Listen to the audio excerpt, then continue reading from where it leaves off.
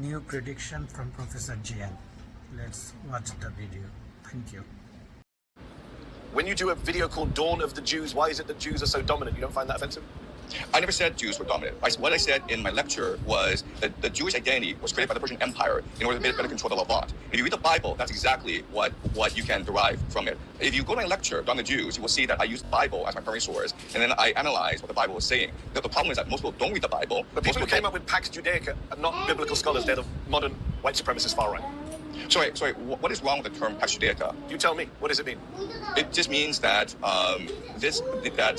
there is an entity in the Middle East, Israel, that is able to dominate the Middle East, very much along the lines of Pax Americana and Pax Britannica and Pax You didn't say Pax Magna. Israelica. You said Pax Judaica. That implies all Jews. You know the tropes about Jews running the world. I wouldn't be okay if you said Iran is dominant, Saudi Arabia is dominant, Pax Muslimica. In fact, you know that there are many racists in the West who do believe that Islam and Muslims are trying to take over the world. I find that equally offensive.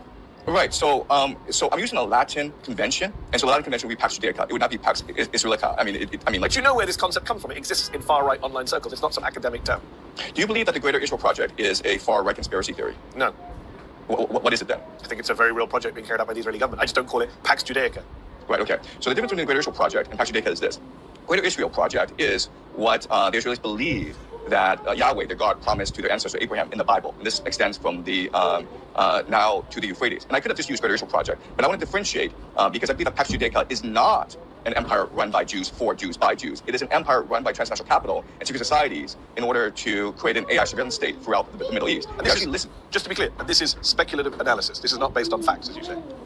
So it is based on speculative analysis, based on history, historical patterns. It's also based on connecting the dots. Because if you just look at what Netanyahu says, if you actually just go and watch on YouTube... No, I know what Netanyahu says. We're in agreement on how bad Netanyahu is, how expansionist is. I'm talking about the language you use, the milieu you're in. Let me ask you this before we wrap up. What are your own politics? Where do you place yourself on the political spectrum? I believe I've always been on the left. So I believe that wealth redistribution is very important. I believe in freedom of speech. I am anti-war. I'm anti-empire. I believe in individual autonomy. And so, unfortunately, I used to be left, but I think that, given my preferences, given my politics, I believe most people would consider me on the far right nowadays, and that's unfortunate. That is unfortunate. Last question.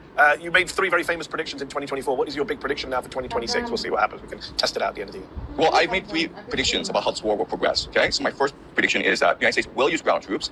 Yeah, I agree with that. I'm with you. And I believe that this ground troops will be a quagmire for the United States and that they will have to call a national draft. Okay, that's my first prediction. Okay. My second prediction, and this is very important, is that Israel and the United States will not use a nuclear weapon in this war. I think that the talk of nuclear weapons is fear-mongering. I don't think it will escalate to that point of nuclear weapons. I hope you're right. I worry about nukes. I hope you're right. And my third and most controversial prediction is that I believe that during the course of this war, somehow, some way, the Al-Aqsa Mosque will be destroyed. Wow. Yeah. Well, that would be a disaster. God forbid. We will have to leave it there on that rather dark prediction. Shui-Jin Jiang, I appreciate you taking time out. I appreciate you taking my questions. Thank you so much.